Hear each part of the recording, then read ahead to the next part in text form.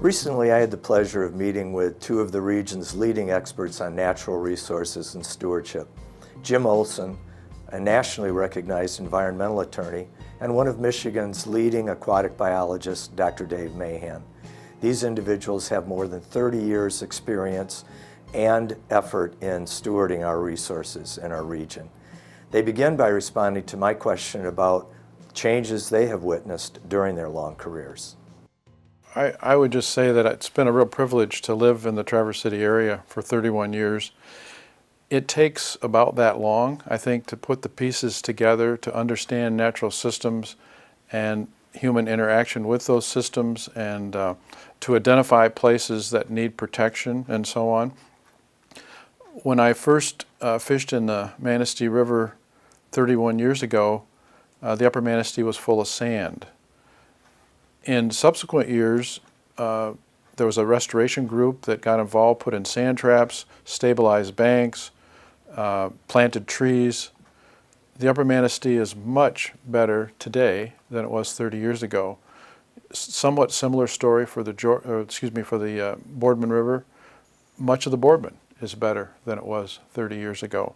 So those have been some exciting things to see.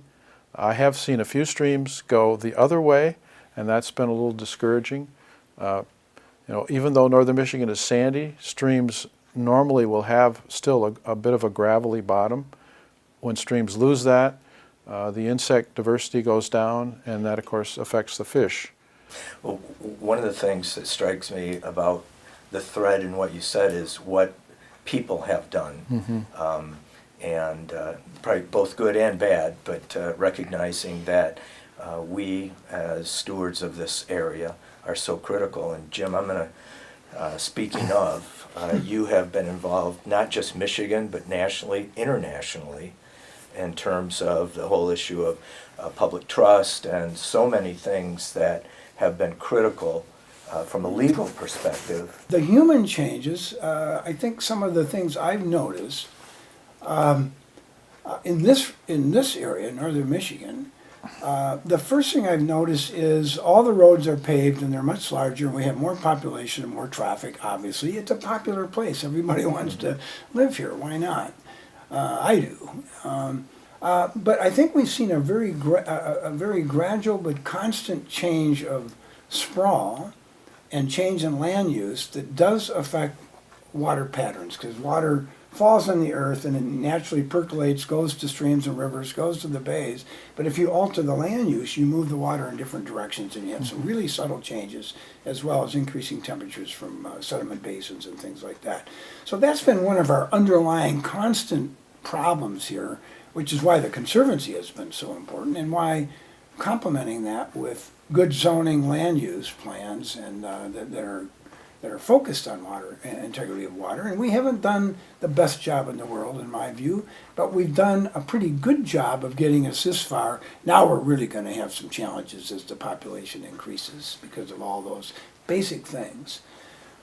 So one of the things that we talk about are invasive species, and you just referenced one. That's us. We're an invasive species. Yeah, well, we're part of the natural world, but we're not very natural at times. Yeah. So what have you guys noticed during your 30 plus years in your work, and in terms of invasive species, and what are we seeing today that we didn't see before, and what are some of those challenges, and ideally, are there some solutions? Well, the first place I'd go to is Grass River. There's a wonderful natural area not far from here called the Grass River Natural Area, and I've been visiting it for over 30 years. And when you'd go to the end of the boardwalk and look out over quite a large marsh that Grass River dumps into, it was all bulrushes and other sedges and grasses, almost no cattails. You go back there today and it's full of cattails. Now, it's not that cattails are a bad thing, but too many of anything is usually a bad thing. And these are, I think, mostly the hybrid cattail, which is an exotic species. And so the quality of that marsh has been diminished. This summer, my students and I discovered the New Zealand mud snails in the Boardman River. That was a real shock, kind of a sad day. We don't know what the future holds for the mud snails in the river, but we know that some rivers out west that have had introduction to the mud snails now dominate the macroinvertebrate community in the river. They're not a good food for the fish, and so they're affecting fish growth and survival. We don't know what's going to happen in the Boardman. I think some of the things that are happening now in zebra mussels and quagga mussels and the invasive species and now the mud snail, brought here by human beings, obviously. So we have to deal with it. It's not something that's going to go away. It has to be assimilated because you're not going to go out and capture them all. And that is creating some good things. For example, the water clarity in Grand Traverse Bay is as good as it's ever been, or better, and that's true with lakes. The bad thing is that may mean that the bay is becoming more of a desert than Right. A biologically diverse, rich habitat for fish and aquatic species. So a real dilemma, compounded by the increase of phosphorus and nutrients being dumped into waterways, discharged to waterways from surface water runoff and other means, largely because of increase in population. We have to be very aware of the changes in combination with each other. Often we'll fix on one issue and say, let's get that resolved. Now the challenge is with climate change, invasive species, increased temperature, increased phosphorus runoff. We're getting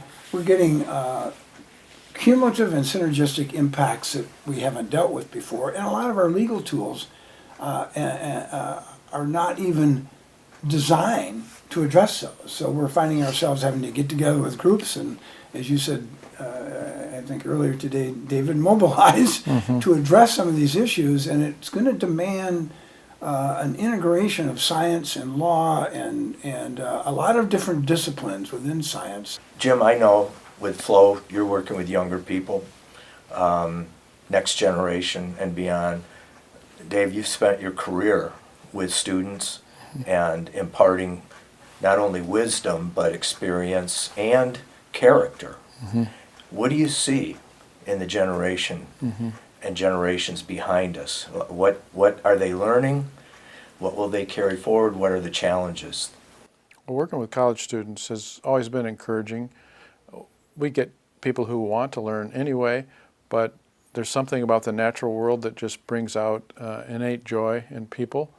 I always quote the latest Nobel laureate, Bob Dylan, who says, you've got to serve somebody. And if you think about life, where you get your greatest joys, it really comes from service.